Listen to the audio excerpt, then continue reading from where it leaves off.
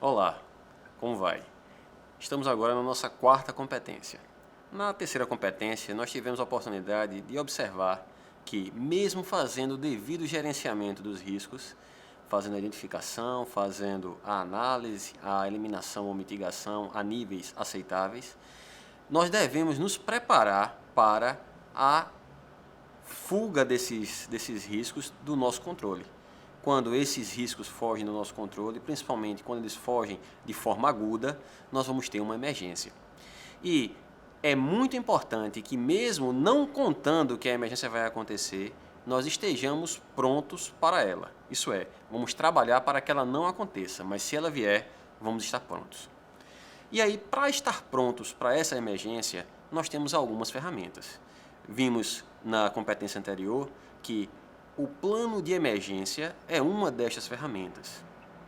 O plano de emergência, ele é algo aparentemente genérico, mas que pode ter suas respectivas divisões.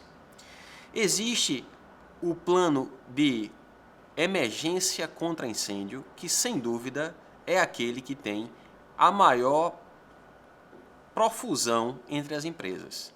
Nós vamos ter muitas empresas que possuem seu plano de emergência contra incêndio. Isso não significa que ele é o único. Nós podemos ter outros planos de emergência.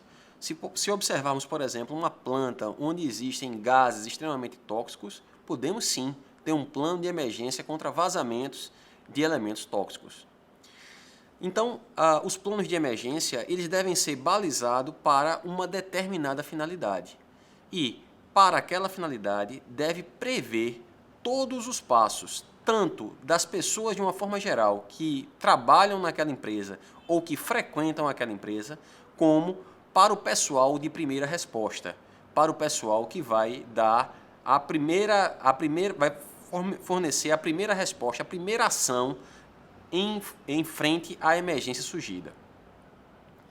Muitas empresas optam por ter uma brigada de incêndio, que apesar do nome brigada de incêndio, ela tem funções múltiplas.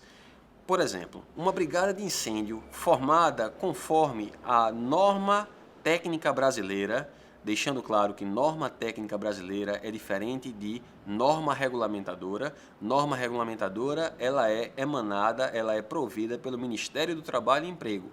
A norma técnica brasileira, ela é emanada pela Associação Brasileira de Normas Técnicas, a dita ABNT. Então nós temos normas técnicas para quase tudo no país. E temos uma norma técnica também que trata da formação e manutenção das brigadas de incêndio. A norma técnica específica é a 14276.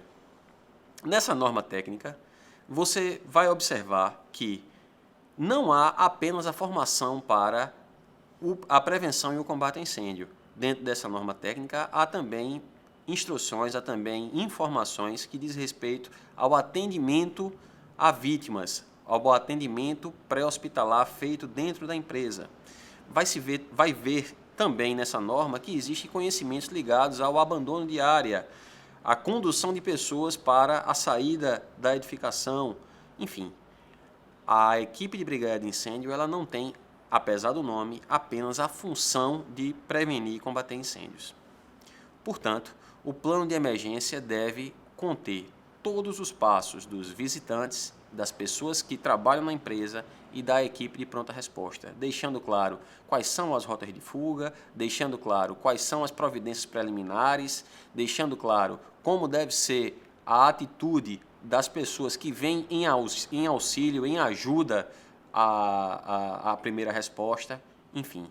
Temos que ter um plano objetivo, um plano claro e, principalmente, um plano que é divulgado. Não existe nenhuma serventia de um plano que está guardado a 7 chaves em uma gaveta e que as pessoas não têm acesso. Existem empresas que fazem a opção de ter um plano geral de emergência. Contudo, isso é bastante incomum.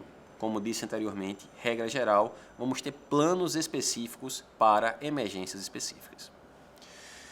Falando ainda dos planos que podem nos ajudar numa situação de emergência, nós temos o plano de abandono de área. Esse plano de abandono de área, ele tem alguns nomes, como por exemplo, o plano de evasão, ou ainda o plano de abandono de edificação, são na verdade sinônimos ou apresentações diferentes para situações semelhantes.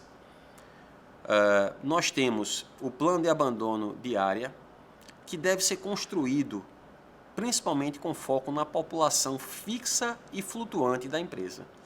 Mas, professor, o que vem a ser população fixa e flutuante? Imaginemos o corpo funcional que, regra geral, às 8 horas de trabalho, ou às 12 horas de trabalho, ou às 24 horas de trabalho, permanece na empresa. Essas pessoas são tidas como o corpo fixo, ou a população fixa daquela edificação.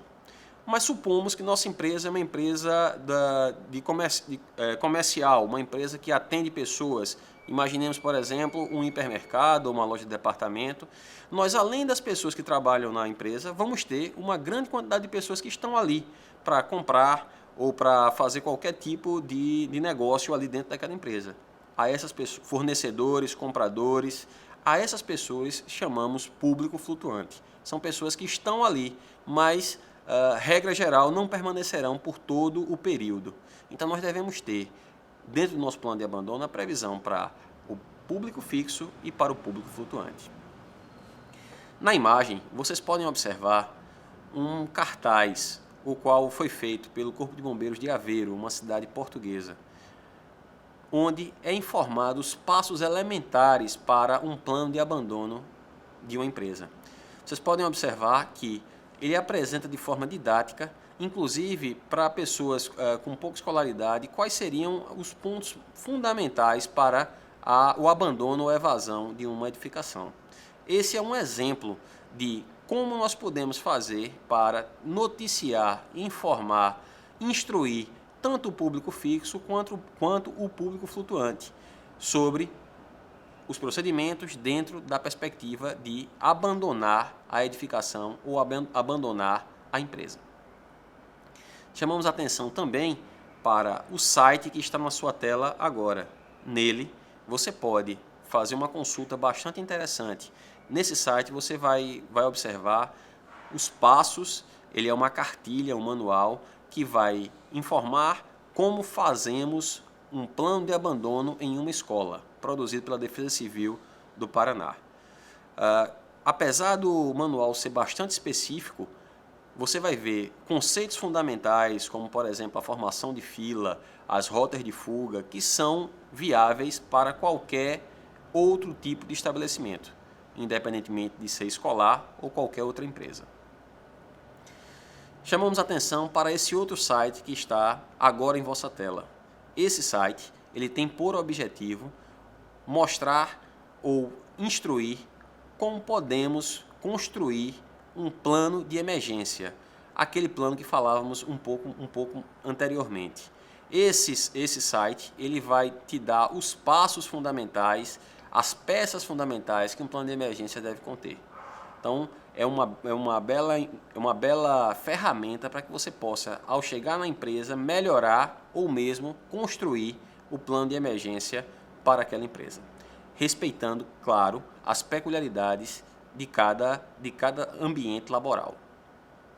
Por fim, nós tínhamos como foco dessa aula chamar a atenção dos amigos para o plano de auxílio mútuo, o qual também falávamos na terceira competência.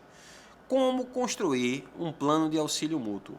A primeira questão é a premissa de que as empresas que estão na circunvizinhança estão comprometidas com aquele plano de auxílio mútuo. Depois, o que é que cada empresa pode ceder para aquele plano de auxílio mútuo? Não pense que necessariamente as empresas têm que ceder a mesma quantidade de pessoas e a mesma quantidade de material. É natural que uma empresa de grande porte tenha mais recurso e mais pessoal para um auxílio de uma parceira do que uma empresa de pequeno porte. Isso não inviabiliza a entrada dessa pequena empresa no seu PAN. Lembre-se que a união de todos é sempre maior do que o melhor dos membros. Então, os membros juntos vão ser sempre mais fortes do que um único membro, por melhor que esse seja. Chamamos a atenção para esse outro site que encontra-se em vossa tela. Nele, você pode observar um plano de auxílio mútuo ou um estatuto de um plano de auxílio mútuo feito em Belém do Pará. Ele vai te nortear, ele não é uma receita de bolo, mas ele vai te nortear de como pode ser construído um plano de auxílio mútuo. Pois bem, com essa informação nós encerramos a quarta competência e ficamos à disposição de vocês no nosso chat, nos nossos fóruns e com nossa equipe de tutores. Uma satisfação e até a próxima.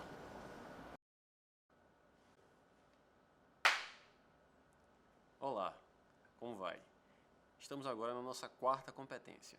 Na terceira competência, nós tivemos a oportunidade de observar que, mesmo fazendo o devido gerenciamento dos riscos, fazendo a identificação, fazendo a análise, a eliminação ou mitigação a níveis aceitáveis, nós devemos nos preparar para a fuga desses riscos do nosso controle.